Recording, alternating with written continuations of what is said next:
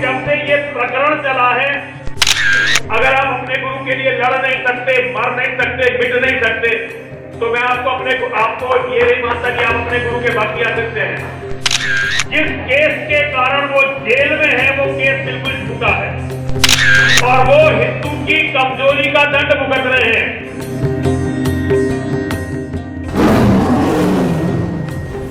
देवादिदेव भगवान महादेव शिव और जगत जननी मां जगदंबा के चरणों में नमन करते हुए मैं नरसिंहानंद गिरी पूजनीय आसाराम बापूजी विराजमान हैं व्यासपीठ पर, क्योंकि जहां उनके भक्तों का मानना है और सभी मानते हैं कि वो जहां सत्संग होता है वो विराजित होते हैं। मैं स्वामी अमृतानंद जी और स्वामी दर्शन भारती जी के चरणों में नमन करता हूं। बापू के जितने भी साधक हैं उनके चरणों में नमन करता हूं।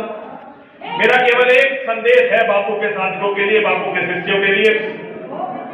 साधना और पूजा अपनी जगह है, साधना और पूजा का अपना महत्व होता है, लेकिन जब रण होता है तो अर्जुन जैसे को भी अस्त्र उठाने पड़ते हैं और अस्त्र उठाने का आदेश उन्हें उनके गुरु जगत गुरु योगेश्वर श्री कृष्ण देते हैं।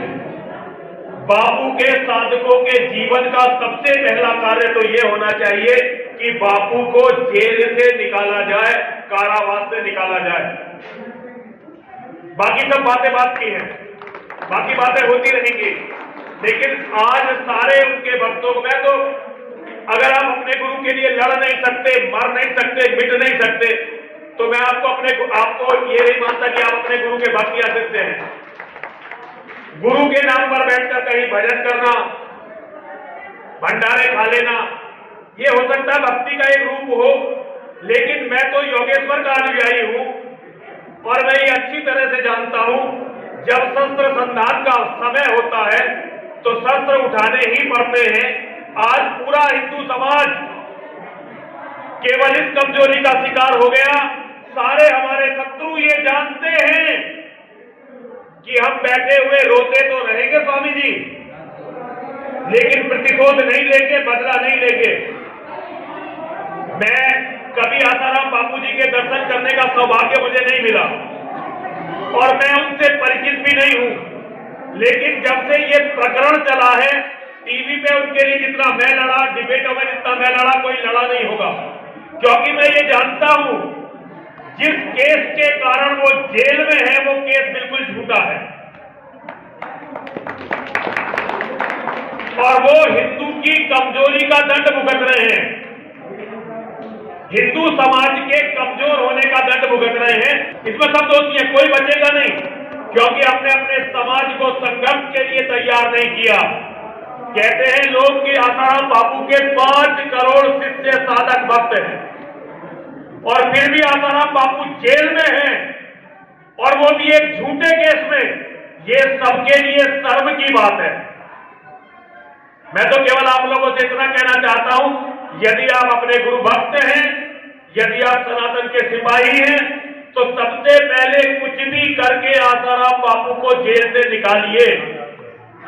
जिन्होंने आसाराम बापू को जेल में डालने का अपराध किया था वो तो लगभग मिट चुके हैं और मिट भी जाएंगे, लेकिन जिनके लिए आसाराम बापू जेल में गए उनके हाथ में सत्ताएं भी आ गई, लेकिन उन्होंने भी आसाराम बापू के लिए कुछ इसलिए नहीं किया क्योंकि उन्हें लगा कि आसाराम बापू बिगाड़ी क्या लेके इनके साधक बैठकर मंत्र जाप करते रहेंगे, उससे उनका कुछ बिगड़ना नहीं है।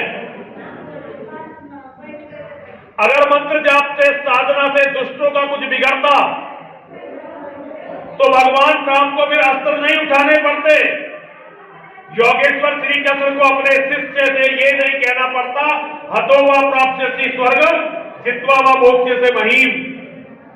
रणनीति बनाइए और हमारे लिए कोई आदेश है तो हमें भी बताइए, हम आपके साथ देंगे, क्योंकि जो मुसीबत आज आसाराम बापू पर है, कल ये हम पर आएगी, परसों दर्शन भारती जी पर आएगी, फिर अमृतानंद जी पर आएगी।